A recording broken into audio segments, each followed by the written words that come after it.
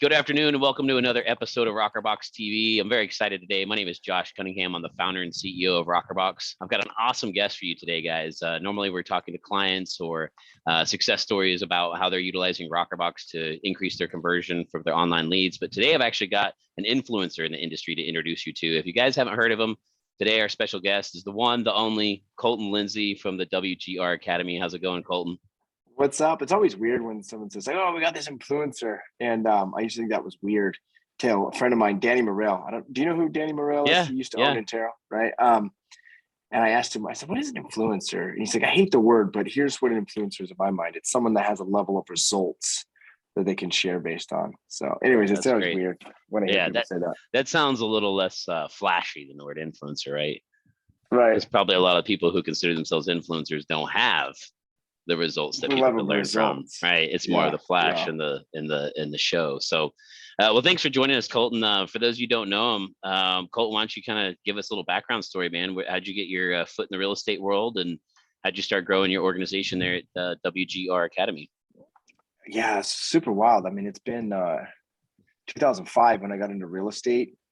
So how I got into real estate, when I was maybe in the 8th grade, my mom was an office manager, pretty much glorified secretary at where she worked there for 43 years as an office gal there. And so I was around realtors and I saw this dude in the 8th grade riding or driving a red H2 Hummer. I was like, dude, that guy's rich. He's got an H2. It's red. Like I gotta, how do I get rich? Right. Mm-hmm. So I did like a job shadow and learned about a realtor, and then did a senior project in high school on it. And then 2005, when I got back from Brazil on my Mormon mission, and I was like, get into real estate. So I got licensed, and I didn't get rich. I failed miserably, right? Like I didn't know there was actually a system to this damn business. So failed miserably. Then I got a coach and trainer and went on to 20 deals. And then, to my peak as a single agent doing 75 deals a year. And then I realized that why I failed that first year, I didn't have a system. And then the system that I used to get to 20-something deals had to evolve to go to 75 deals. But to go beyond there, I realized that, wait a second, I got to build a team. There got to be a new system, right? So I had gone to Brazil for the World Cup, and that was 2014. And I realized that was when I was making the most as a single agent. But I realized I didn't have a business. I realized at the time I didn't know the language, but I realized I was a business operator. Means I was great, but great business operators, they get tired and exhausted. Mm-hmm. And I had learned later, great business owners, they get rich and happy. So I wanted to figure out how to do that, and did that, built a real estate sales team. Then I opened a brokerage, which I thought that was going to make me rich and a business owner. And actually it made me more of a business operator than a business owner owning a brokerage. Not to say that you can't, but also there has to have a piece of what wants to drive you. You literally have to have at least 200 agents in your brokerage to make it extremely profitable and a sellable asset, right? And I just didn't have the drive to do that. And it was 2000, kind of in that time frame, 2016, I had a friend of mine pass away from stomach cancer, and I realized I want to do something different with my life. I want to be happy versus turning transactions. Mm-hmm. And I didn't really know what that was yet. And then end of 2017, I remember I was on a call with my coach. I was like, you know what? I'm ready to burn down what I've built to go build what I'm here to build. And then so I had done some other things too, kind of along the way. Like in 2010, YouTube was really wild west. And I put up some prospecting videos back then. Oh, nice. Thinking that buyers and sellers would want to work with me.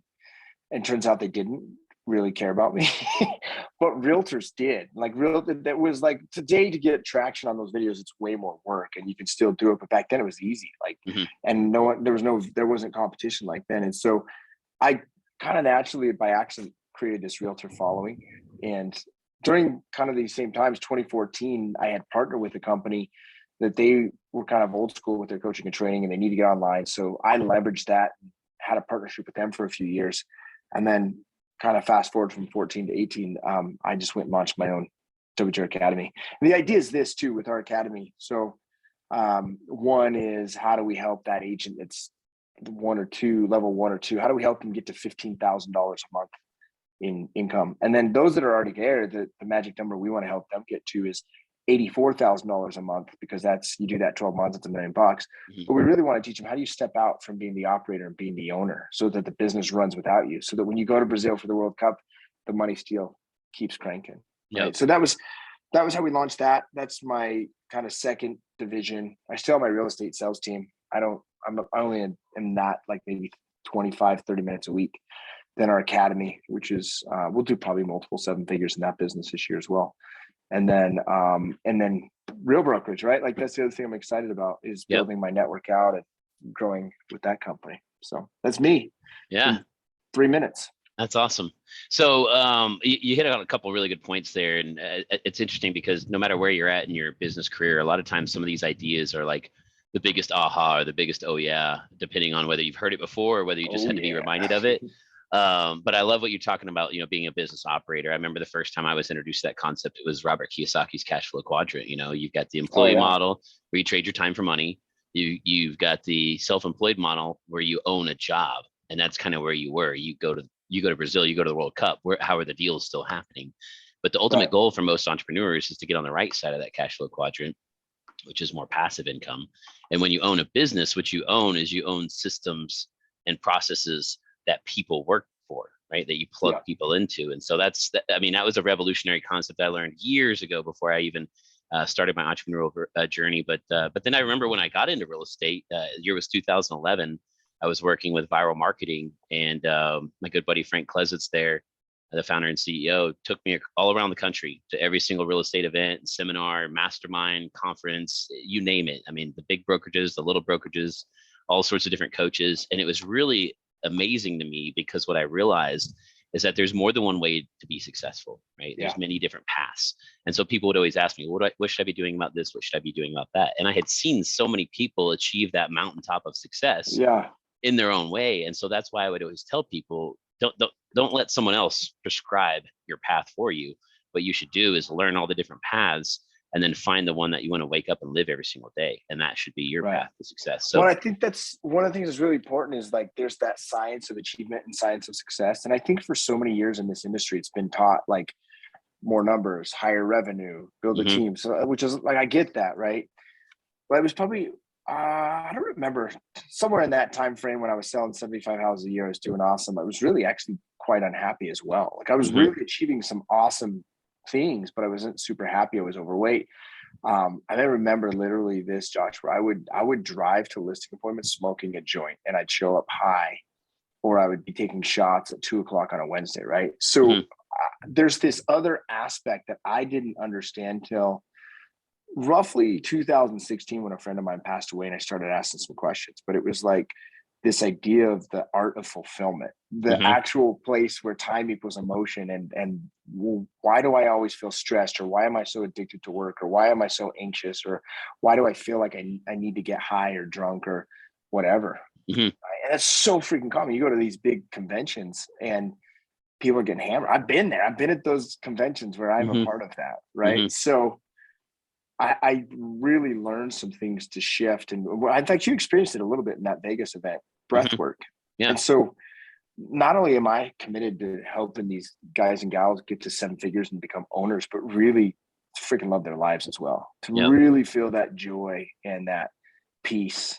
I mean, you did the breath work. What was it like? Yeah. Oh, it was phenomenal. I'd never done anything like it before. What Colton's referring to, we were at a mastermind in Vegas a couple months ago with Real Brokerage, and amazing event.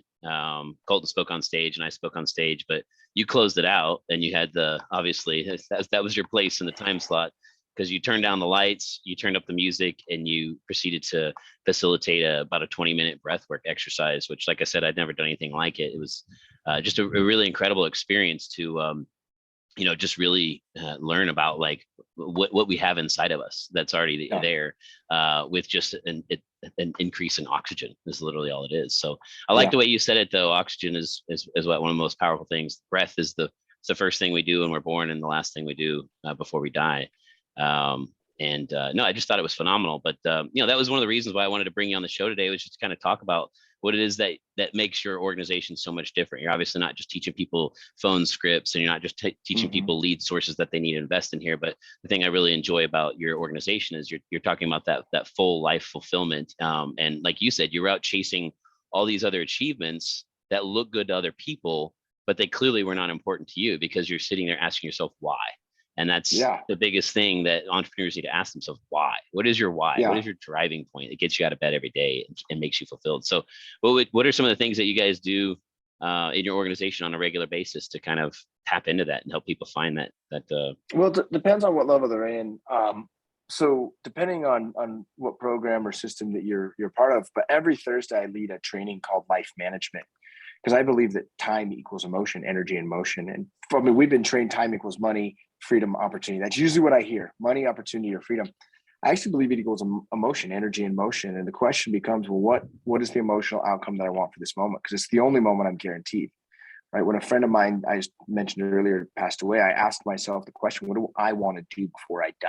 Because I'd heard about at KW, like, you got to find your big why. And even that didn't really connect with me, right? Like, I think there's a lot of whys, and why is a question that allows you to flood your decisions with certainty and act on it. But with what I really focus on is, instead of like time management, let's manage life and attention, and let's pick out what emotion do we need for this part of our life and our day and our moment. So you really look at, there's 3 parts of your day: morning, day, evening. And I call those our routines. And each one of those, if you ask, well, what's the emotional outcome I want for my morning or my day, my evening, you then can understand, well, what actions do I need to take during those 3 segments, and do those no matter what. Oftentimes, if we don't have that set in stone, or we don't have that, we'll be reactionary and we'll be out of fear and trying to put like fires out all the time, right? Like we'll wake up and be on our phone, go to our email, go to our text messages, go to our social, and then we'll just be like trying to solve all day long. And then at the end of the day, we feel like we did nothing, no sense of achievement. And yet we're still in our head. And you know, it's funny because it was, I don't know, when I was doing 75 deals a year or something, like I remember sitting around the dinner table, I couldn't even be present, right? Like even when I put my phone in the car or the office or whatever. Nowadays, when I sit around the dinner table, like it's one of my favorite rituals of my evening routine, because the outcome I want to emotionally for the end of the day is I want a sense of achievement, sense of relaxation, a sense of connection with the people that are most important to me. And now, and even with dinner, we'll do a prayer, and then we'll go through around the table. What was your magic moment for the day, right? And it just turns into like an awesome experience. And I really get that emotional outcome that I'm after, right? So we do that big time. But then also for our higher level members, we do twice a year Mastermind Retreats. Like I just did one Boca Raton, Florida, November. May, I'm doing the Montage in Park City, Utah. And that focus is about business and financial mastery. So May, we focus on business mastery. Like, how do you actually dial in the 7 forces of business to create an owner style business? And really it revolves around talent acquisition. That's just a huge clue for anyone that's watching. Like, have your business system in place and go acquire 18 players. And then our November event is all focused on financial mastery. And like, how do you said passive income. I think passive income doesn't exist, but I believe leveraged residual income does, because everything requires some attention. And so that's really like, how do you get that? Rich Dad, Poor Dad is a great book. Everyone has heard of passive income, but who do you know that's actually freaking doing it? And there's not many people. And so what we teach there is how you actually make that happen, the psychology behind it, your cash flow management, your tax-free wealth, your infinite banking plan, your asset creation, allocation, and protection. How do you balance that? How do you scale that?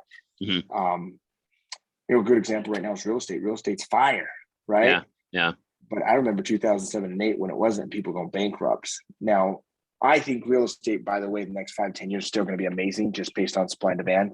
However, I do know it is the only inflated asset class right now to not have a major correction in a very long time. So as an investor in real estate, I've got to be taking equity off the table as I'm making it over this, like I have the last 5 to 10 years. And like, I think I will the next 5 to 10 years, and moving it to these other asset classes along the way. So anyways, that's kind of what we do is, and I don't teach like, hey, this is my way, the best way, right? I say, hey, this is a community, 7-figure earners. All of us have something to teach each other. You take what works for you and you apply it. This is just me from my experience. Yeah, that's great, man. And that's kind of, exactly the idea that we wanted to share here today is just, what makes you different.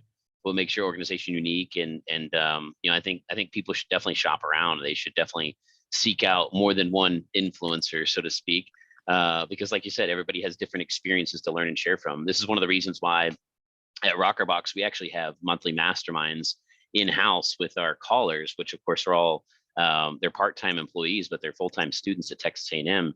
And we bring them together once a month to go around the room and talk about what we're doing well and what we can improve on, because we understand everybody has a different perspective. Everybody has a different background. Everybody has a different opinion. And when you take those and you put them together, you can start to create some synergies and, bring the group to new heights together by learning from each other's successes and failures. So that's a big thing that we have in-house as well. Other than that, any other last thoughts or, client success story or recent stories, anything that you want to highlight before we get off today? Oh man, yeah, we got a lot of client success stories. I mean, one, we got small and big. Like, it was funny. I was on a phone call with a guy named Derek yesterday. He's one of our mastermind partners. Mm-hmm. And he's always done really well. I think he did $1.4 million last year, but we've been working on leveraging him out to where he only works with $10 million deals and above now. Wow. Which is not normal for him, by the way. Like $1 million deal, that's normal for him. $1.5 million. And so we've got him to create this new standard of nothing below $1.5 million is what he works with. But now he's just like, why don't I just shoot for $5 and $10 million deals, right? Which he's never done in his career. And so he's done that. And now all of his other stuff he's unloaded, and he's doing these other deals. He's making like $300,000 to $400,000 a month now. Like just incredible by making that shift. Another example is a gal named Kayla Lindsay. She's actually at EXP. When she started working with me 36 months ago, she was making $130,000 a year, which is a good number for average agents. Last year, 36 months later, when she completed, she did $800,000. Wow. And not only did she do $800,000, but she was able to begin to go what I call level 4 agent, which is the leadership level. She's not quite owner where she can step out yet, but she has an organization and she has leverage and she travels more than ever before. She's in tons into like getting into different education programs, but that's another great example. That's awesome. So this is just a couple of quick highlights. Yeah, that's great, man. Yeah, no, as entrepreneurs, we get into business to create that freedom in our life. We don't want to build some prison for ourselves that we have to show up every day and go to business jail. So really glad that you have that perspective and that approach, and that being able to share that with our audience here today. Thanks again, guys, for watching. Again, we're gonna have some more awesome guests coming up soon on rokrbox TV, more client success stories, more influences in the industry, sharing from some of their experiences on what they've done to get to their peak. And you're not at your peak, you're always still climbing, aren't you, Colton? Oh, for sure. Well, I think too, it's not even about setting new levels of achievement, but it's setting different standards to navigate your life to what experience you want to experience. And you don't always have to go like grow to make that happen. Sometimes you just have to contribute, or you have to have more love and connection. And it depends on where are you taking your life and what do you really want before you die. Yep. That's awesome, man. Well, Colton, if any of our guests here want to get a hold of you, what's the best way for them to learn a little bit more about you and WGR Academy? Yeah, absolute best way is on Instagram. You can follow me, the WGR. Send me a DM, let me know, hey, this is where you met me or whatever. But a lot of free trainings and content and valuable information on there as well. Great. That's the WGR? Yep, THEWGR. Awesome. Yes, guys, go hit up Colton on Instagram. Hope you enjoyed the time we got to spend today with this influencer. The man with experiences to share. And thanks again, Colton, for being on the show today. And we'll catch you next time. Cool. Thanks, man. Take care.